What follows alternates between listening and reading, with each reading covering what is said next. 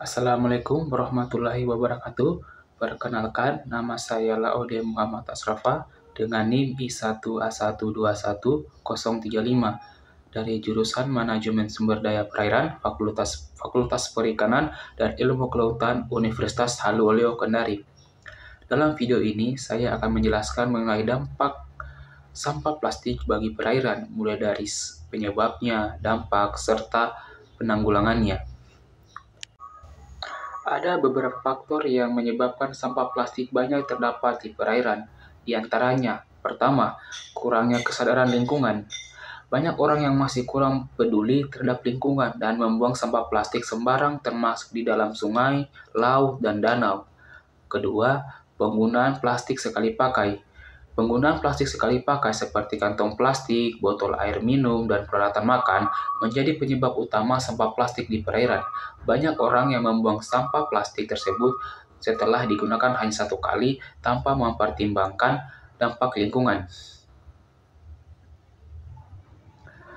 Ketiga, kurangnya fasilitas pengolahan sampah. Beberapa daerah mungkin belum memiliki fasilitas pengolahan sampah yang memadai. Akibatnya, sampah plastik yang tidak terkelola dengan baik akan sulit diolah dan dapat berakhir di perairan. Kegiatan keempat, kegiatan pelayanan dan perikanan. Kegiatan pelayaran dan perikanan dapat membuang sampah ke laut dan menyebabkan terjadinya kerusakan lingkungan di perairan. Kelima, kerusakan lingkungan yang terjadi akibat bencana alam seperti banjir, badai, gempa bumi, dan yang dapat menyebabkan sampah plastik terbawa arus dan masuk ke perairan.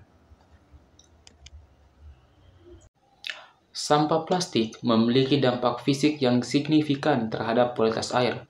Plastik adalah bahan yang tidak mudah terurai secara alami dan ketika sampah plastik masuk ke perairan seperti sungai, danau, atau laut, dapat menyebabkan masalah berikut. Pertama, pencemaran air. Plastik yang terbawa arus air dapat mengendap di dasar perairan atau terapung di permukaan air, menciptakan lapisan yang menghalangi sinar matahari dan oksigen mencapai organisme di bawahnya. Hal ini dapat menyebabkan penurunan kualitas air dan kematian ekosistem perairan. Kedua, bahaya bagi kehidupan akuatik.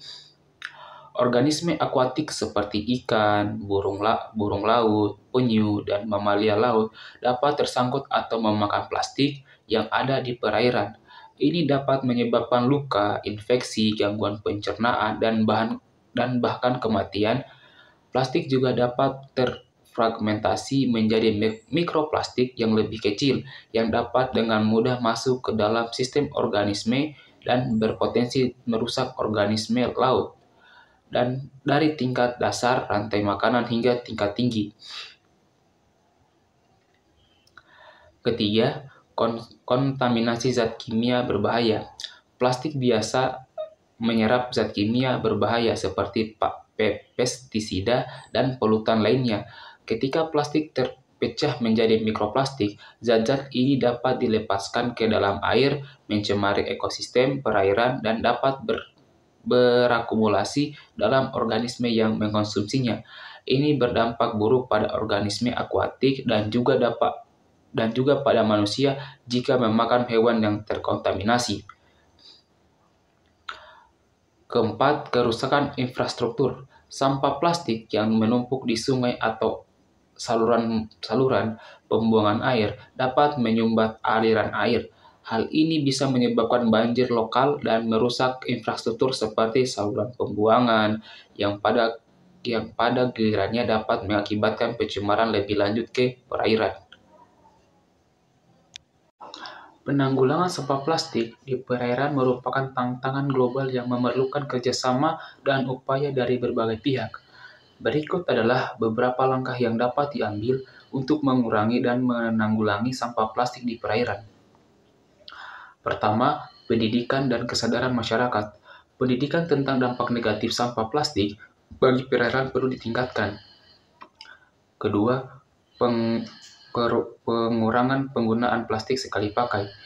Mengurangi penggunaan plastik sekali pakai seperti kantong plastik, sedotan, dan wadah makanan yang tidak dapat didaur ulang sangat penting. Ketiga, daur ulang plastik. Meningkatkan sistem daur ulang plastik adalah langkah yang penting dalam mengurangi sampah plastik. Pemerintah dan industri dapat memperluas infrastruktur daur ulang dan mendorong inovasi dalam pengolahan limbah plastik.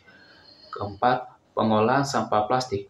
Infrastruktur pengolahan sampah plastik yang efektif dan efisien perlu dikembangkan, terutama di daerah pesisir dan sepanjang sungai yang merupakan sumber utama sampah plastik di perairan.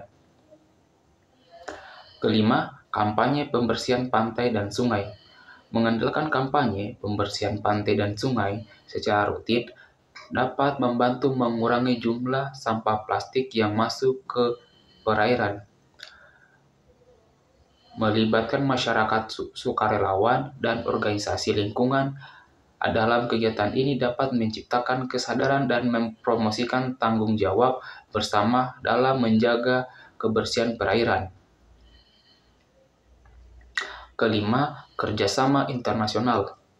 Masalah sampah plastik di perairan adalah masalah global yang memerlukan kerjasama internasional.